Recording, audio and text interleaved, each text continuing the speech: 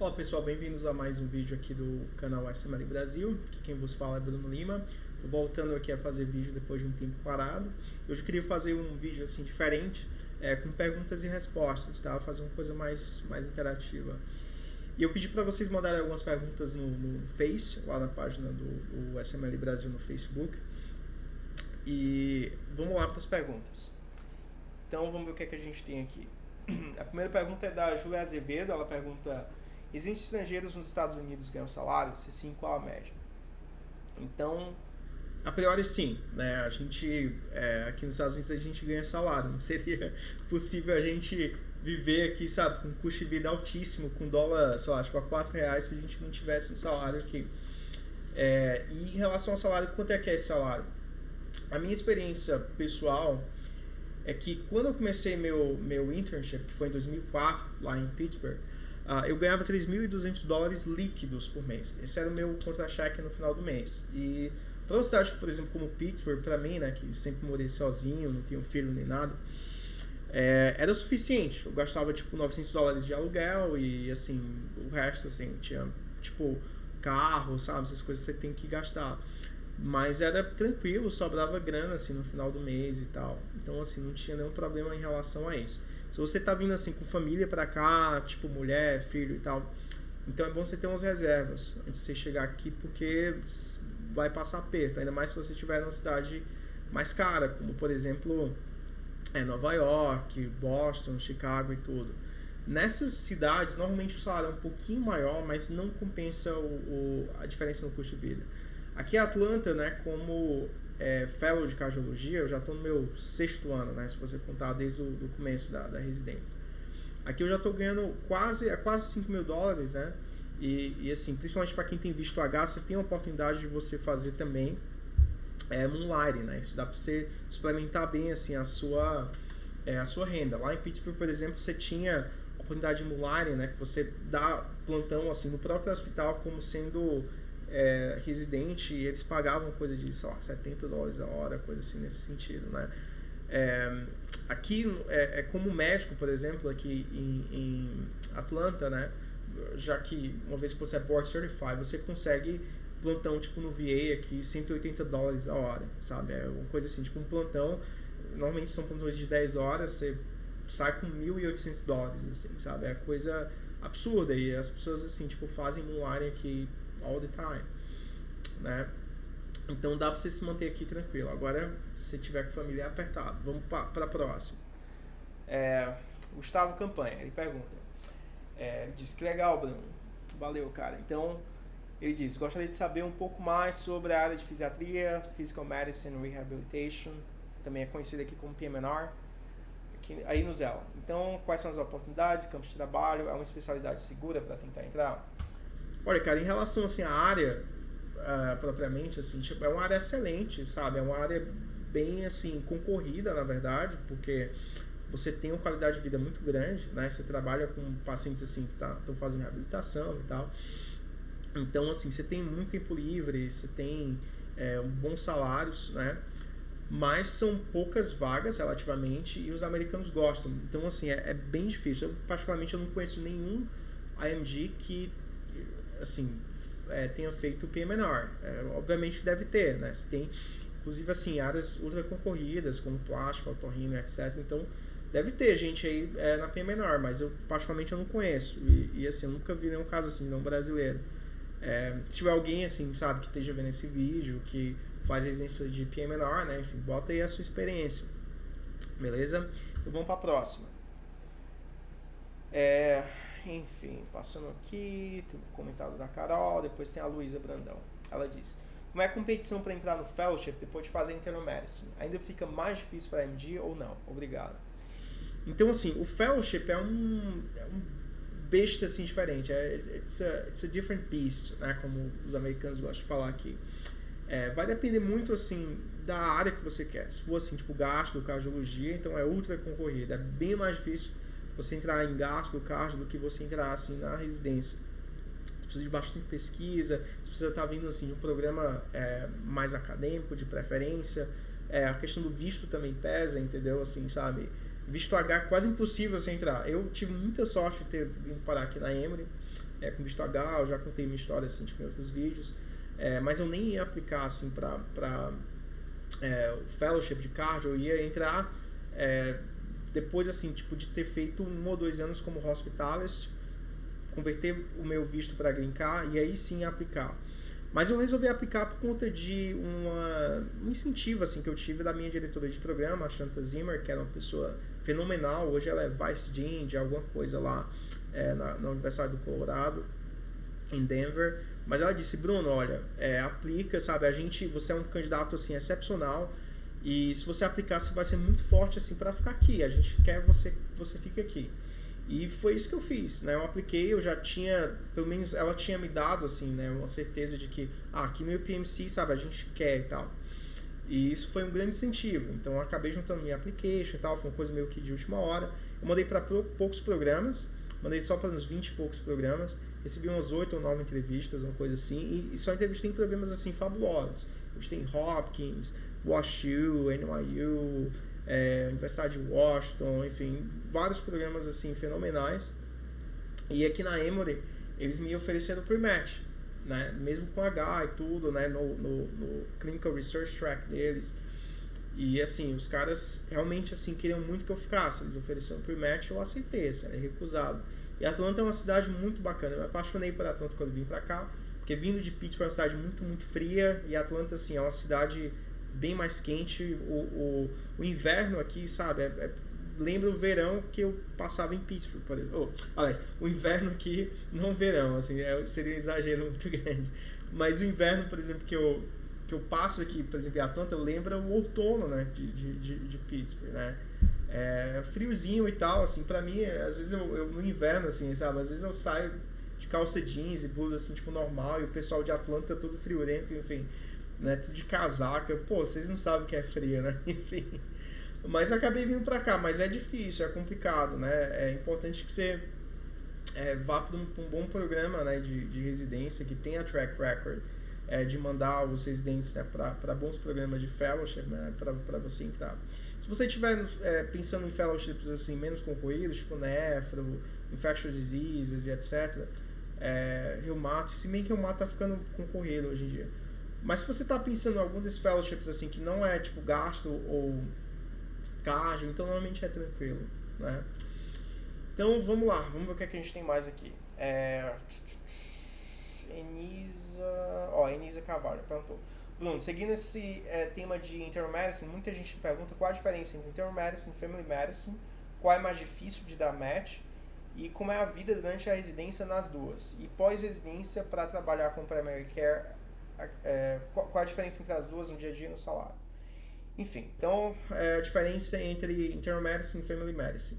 A diferença básica é que internal medicine ela é mais focada na parte de inpatient, né? A gente tem uma clínica continuada, a gente tem esse ambulatório e tal, mas é muito mais dentro assim do hospital do que o pessoal do family medicine. Family medicine, eles são quase assim, grande parte assim da residência deles é voltada para você fazer atendimento ambulatorial. E também, assim, sabe, eles vêm, fora ver a parte de adulto, né, que a gente vê no internal medicine, eles vê também pediatria, vê a parte, né, tipo, de pré-natal e tudo, vê essa parte de OB/GYN. Inclusive, você pode fazer, se você quiser, você tem, de acordo com alguns colegas que fizeram, assim, family medicine, né, que eu acabo interagindo, eles falaram que você pode seguir um track em que você você serve como se fosse quase que um obstetra, né? Você pode fazer parto, você aprende a fazer cesárea, essas coisas assim do tipo, ultrassom, pré-natal, esse negócio todo. Então, assim, por conta disso, né, eles acabam gerando mais RVUs, eles acabam gerando mais, tendo mais produtividade, assim, porque tem alguns procedimentos que, como clínico geral, assim, sabe, você não vai fazer. E, assim, eles em média ganham mais, assim, comparando essa parte outpatient. É claro que, assim, se você tiver uma especialidade como gastro, cardio, ou até remonque, pneuma e tudo, a média salarial vai ser maior do que a primary care, obviamente. Mas o pessoal do family medicine, eles se dão muito bem aqui, né? Tem muito emprego, assim, muita oportunidade. Eu conheci um cara que ganhava mais de $400 mil por ano com family medicine. Esse cara aplicava Botox, né? Então, até isso, assim, esses caras falam. Então acho que é isso, assim, eu acho que se você tá meio que set, assim, pra primary care, se você tá decidido a isso, Family Medicine é uma boa pedida. É mais difícil você entrar do que Internal Medicine, porque Internal Medicine é aquele negócio, ou é 8 ou 80. Se você pega os top 25, 30 programas de Internal Medicine, eles são mais difíceis de entrar que até, assim, alguns programas cirúrgicos, né? Agora, se você pega o bottom, aí, assim, você tem, enfim, todo tipo de qualidade, né, nos programas. E acaba sendo mais fácil de você entrar, né?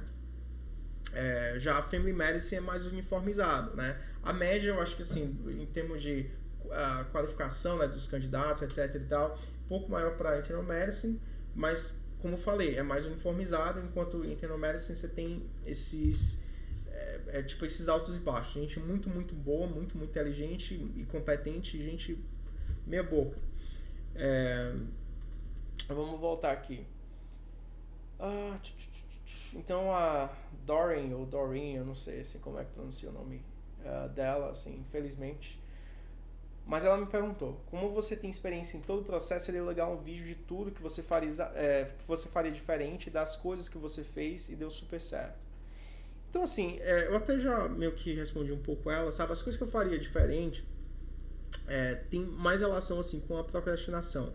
Eu, durante a faculdade, eu não fiz o CEP durante a faculdade, eu fiz um programa, assim, tipo de MD-PhD, né? Então, eu entrei no doutorado direto logo depois da faculdade.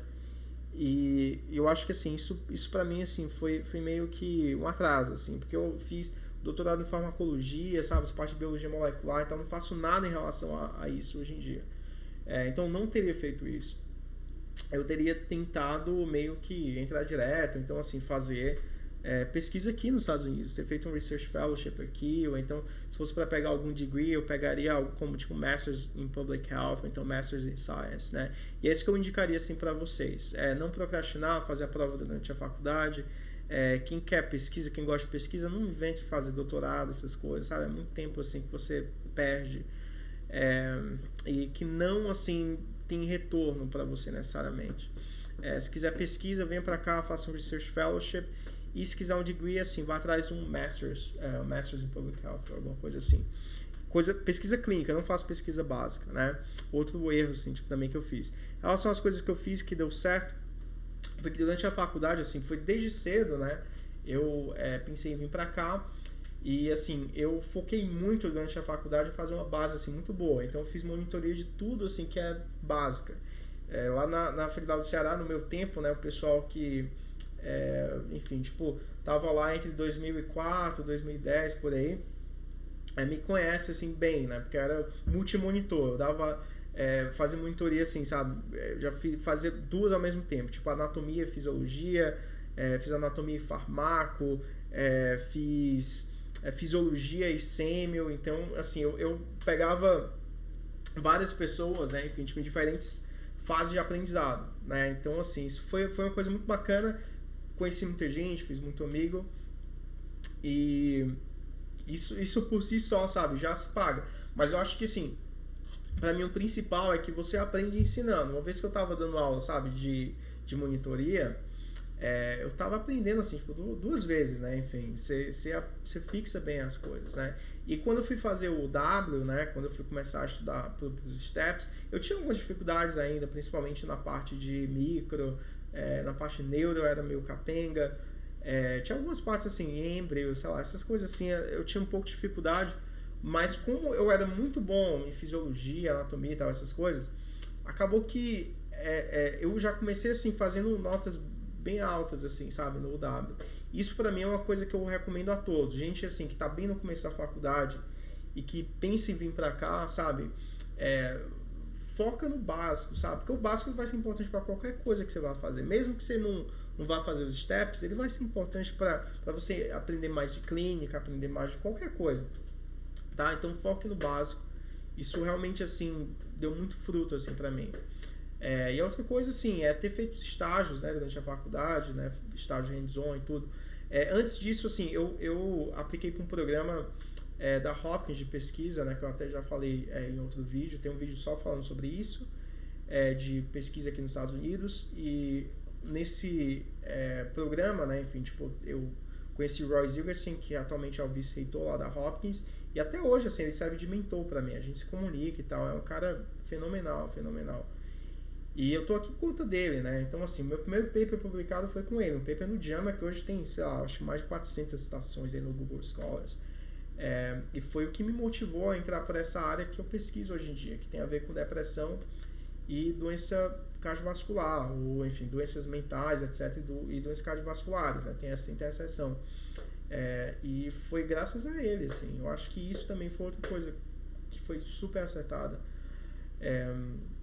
Eu acho que é isso. Vamos partir para outra pergunta, para não se alongar tanto, assim, né? A Sabrina é uma pergunta, né? A Sabrina é uma amiga lá de Fortaleza, assim, né? É muito bom, assim, tipo, ver Sabrina aqui no grupo, né? Ela disse que ótimo, amigo. Sabe uma coisa que me perguntam muito sobre visto? Não sei nada disso. Fale um pouco dos vistos para residência e como é após o término. Então, assim, os vistos, para quem não tem green card, obviamente, você precisa de um visto. Normalmente é o J1 ou então o visto H. O visto J, você é patrocinado pelo SFMG, que é a mesma instituição que te dá o certificado.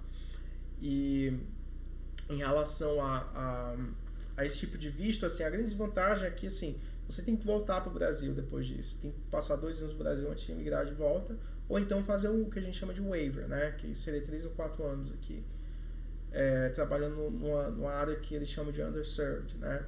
Outro ponto, assim, negativo do visto J é que você tem que renovar ele todo ano. Então, você vai viajar para o Brasil, nas férias e tal, você tem que pegar pelo menos umas 2 semanas aí para poder ter essa logística de você ir no consulado e renovar e tal. Isso é um saco. O visto H, que é o visto que eu tenho, assim, ele é muito melhor em relação a isso, porque você renova ele de 3 em 3 anos. A desvantagem é que só são 6 anos ao invés de 7, que seria o máximo do J. Ele é mais difícil você conseguir, o hospital tem que patrocinar, então acaba sendo mais custoso.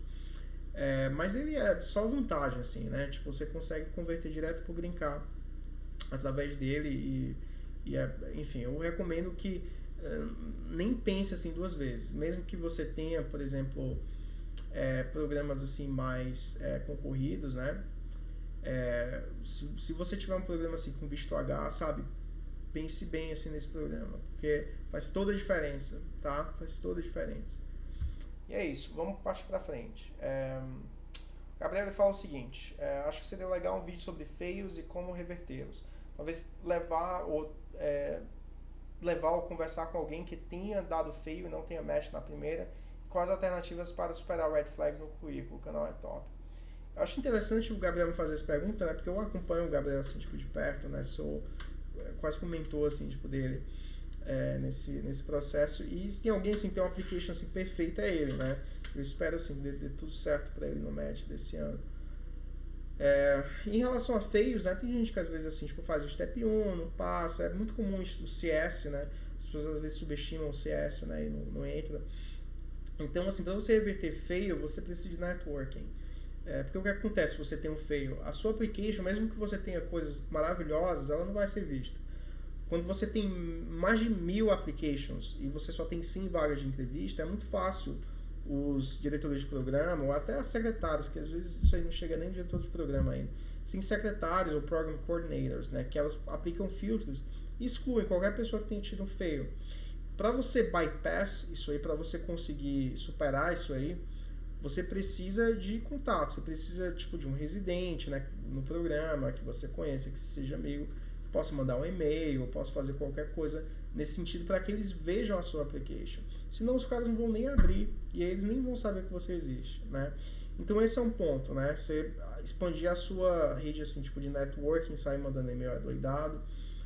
E o segundo ponto é tentar compensar isso aí. Se você, por exemplo, teve uma nota baixa no Step 1, estudar bastante para o CK, pra você tirar uma nota bem alta e com isso você tentar superar isso aí. O outro ponto seria você meio que reconsiderar, por exemplo, seus planos. Se você pensa, por exemplo, em fazer cirurgia plástica, você teve uma nota muito baixa no Step 1, é bom você repensar esse seu plano e tentar, talvez, assim, sabe, vou tentar prelim year, então vou tentar, sei lá, fazer pesquisa e tal, fazer qualquer coisa nesse sentido e fazer, sei lá, um prelim, sei lá, de cirurgia e fazer, sei lá, cirurgia geral, alguma coisa assim nesse sentido, né? Ou então se você quer neurocirurgia, sei lá, tipo, em vez de neurocirurgia, se com a nota baixa, tentar aplicar para neuro, sabe? Vê se você tem um plano B, né? Tipo, para você vir para cá em uma especialidade menos concorrida e quando for aplicar para tudo que é programa. Aplicar para 200, 300 em programas, enfim. E aí, assim, eles vão acabar te chamando. Você vai ter pouca entrevista, mas você vai ter algumas entrevistas aí. Só precisa de uma, né? Só precisa de uma entrevista para você conseguir entrar. Eu acho que é isso. Em relação a essa pergunta do Gabriel. Também é excelente pergunta, né? O Caio Matheus, ele pergunta: Bruno, gostaria de saber a sua opinião sobre a melhor hora para aplicar para o MED. Após a residência no Brasil ou logo após a faculdade? Quais os prós e contras de cada um desses caminhos? Parabéns pela iniciativa. Assim, Caio, cara, essa também é uma pergunta comum, mas assim, eu acho que se você está decidido a vir para cá, para os Estados Unidos, ainda durante a faculdade de medicina, não faz sentido você fazer residência no Brasil. O ideal é você, em vez de perder esse tempo, né, tipo, vir para cá direto, fazer, sei lá, pesquisa ou qualquer coisa, se quiser uma área mais concorrida, ou enfim, focar em estudar para as provas e entrar na residência logo aqui. A vantagem de você fazer residência aqui, né, nos Estados Unidos, é que você pode voltar para o Brasil e, enfim, essa residência vai ser reconhecida. Agora, se você fizer a residência no Brasil e você quiser vir para cá depois, você vai ter que repetir tudo de novo, sabe? Você não tem nenhum benefício em relação a isso. Claro que sim, existem pessoas que elas se dão conta, né, tipo, de querer vir aqui para os Estados Unidos já mais tarde, já depois de terem... depois dessas pessoas, assim, tipo, terem já feito residência e tudo, né? E nesses casos, assim, né, você tem a vantagem da pessoa estar mais madura, dela ter um pouco mais de networking, e pelo fato dela estar mais madura, né, ela consegue, às vezes, mais oportunidade de pesquisa, né, fora. Essa é a vantagem de você ter residência, mas eu, by no means, assim, né, eu não considero isso como sendo uma recomendação de você fazer residência no Brasil. Não, tente vir ser o mais direto possível, até porque, assim, a vida acontece também nesse período. Quando você está em residência, sabe, é um período de 2, 3, 4, 5, enfim, é um período de tempo assim que pode durar bastante tempo, dependendo da área que você queira especializar, em que você está trabalhando às vezes 80 horas por semana. É muito pesado, sabe, para quem às vezes está contigo. Se você é casado, se você tem alguma esposa ou filho, etc e tal, é complicado, assim. Então você tem que tentar minimizar e ser o mais focado possível em relação a essa parte de residência, né? Não perca muito tempo nisso aí, não. Porque aí depois, assim, as coisas normalmente ficam mais fáceis e mais maleáveis, tá? Essa é a minha dica aí. Vamos lá ver. Eu acho que é isso, né, pessoal? O Leonardo, ele tinha perguntado, assim, tinha falado com a minha página, eu mandei aqui o e-mail para ele, né? Enfim, o SML Brasil. Se você está vendo esse vídeo, então você está na minha página já. Perguntou as áreas menos difíceis, normalmente é Internal Medicine, Family Medicine, Neurology, né, Neurologia, Patologia, Psiquiatria, né, são normalmente essas áreas mais tranquilas assim, para AMDs. E ele fala de algum passo a passo para conseguir as documentações, para iniciar o processo. Essa parte assim, tipo de documentação, sabe, essa parte chata pra caramba. Eu tenho uns vídeos aqui no canal já que eu falo sobre isso, assim, sabe, entre alguns detalhes, algumas dessas coisas. Eu recomendo principalmente o vídeo, tem um vídeo introdutório, né, que chama 6 lições, né, para você conseguir vaga de residência aqui nos Estados Unidos e tal. Eu acho que o nome do vídeo é Um Sonho Possível, 6 lições para residência nos Estados Unidos, uma coisa assim. Dá uma olhada aqui no meu canal, tem vídeos assim, tipo, falando sobre isso, beleza, cara? Então é isso, eu vou ficar por aqui, sem mais delongas. Um abraço, um beijo, fiquem com Deus e tenham um excelente final de semana aí, beleza? Vamos lá.